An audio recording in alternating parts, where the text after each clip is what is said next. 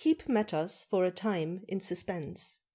Admiration at their novelty heightens the value of your achievements. It is both useless and insipid to play with the cards on the table. If you do not declare yourself immediately, you arouse expectation, especially when the importance of your position makes you the object of general attention. Mix a little mystery with everything, and the very mystery arouses veneration. And when you explain, be not too explicit, just as you do not expose your inmost thoughts in ordinary intercourse. Cautious silence is the holy of holies of worldly wisdom. A resolution declared is never highly thought of. It only leaves room for criticism, and if it happens to fail, you are doubly unfortunate. Besides, you imitate the divine way when you cause men to wonder and watch.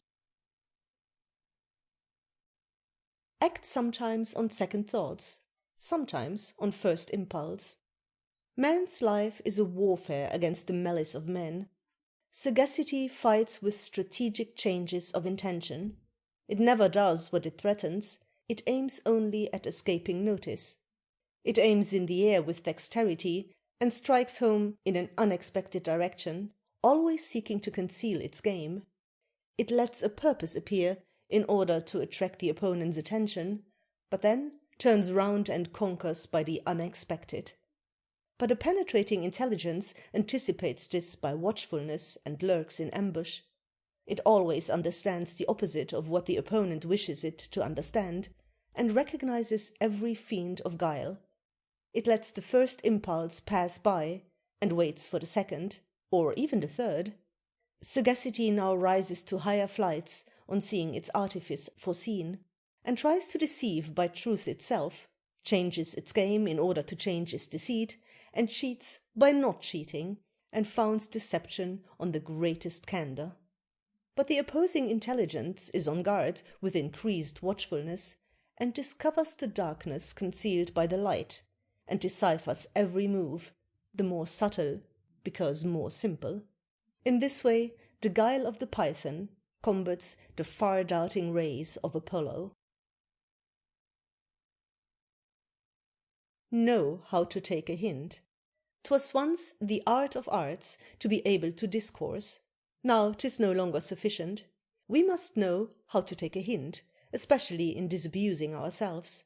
He cannot make himself understood who does not himself easily understand.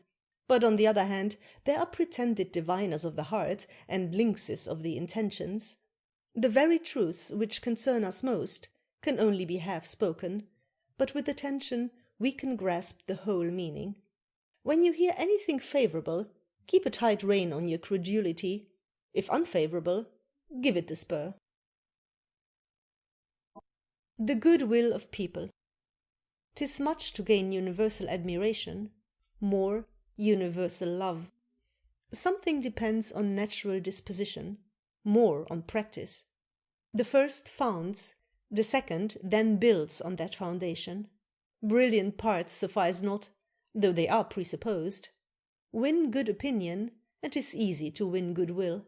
Kindly acts, besides, are required to produce kindly feelings. Doing good with both hands, good words and better deeds, loving so as to be loved. Courtesy is the politic witchery of great personages. First lay hand on deeds, and then on pens. Words follow swords, for there is good will to be won among writers, and it is eternal. Diligent and intelligent. Diligence promptly executes what intelligence slowly excogitates.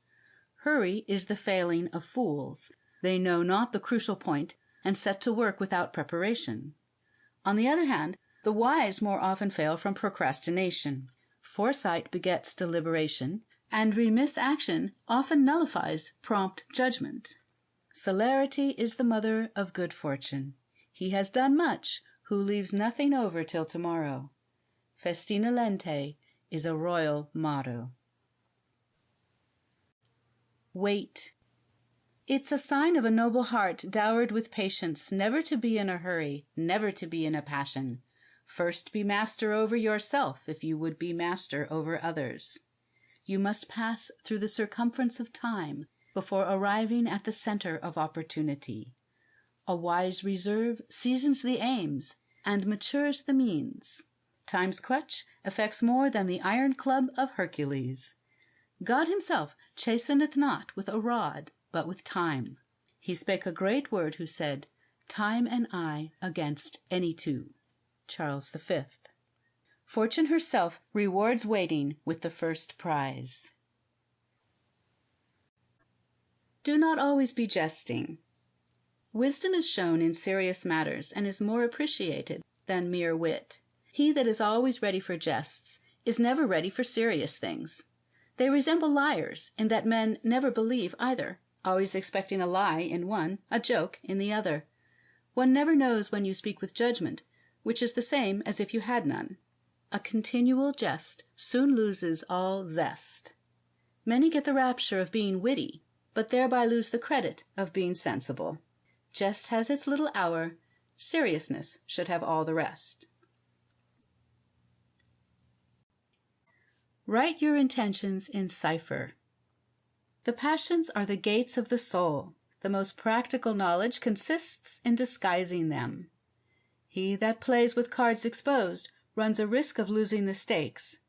The reserve of caution should combat the curiosity of inquirers. Adopt the policy of the cuttlefish.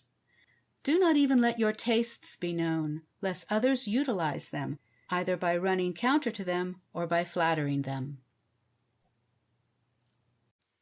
Do and be seen doing.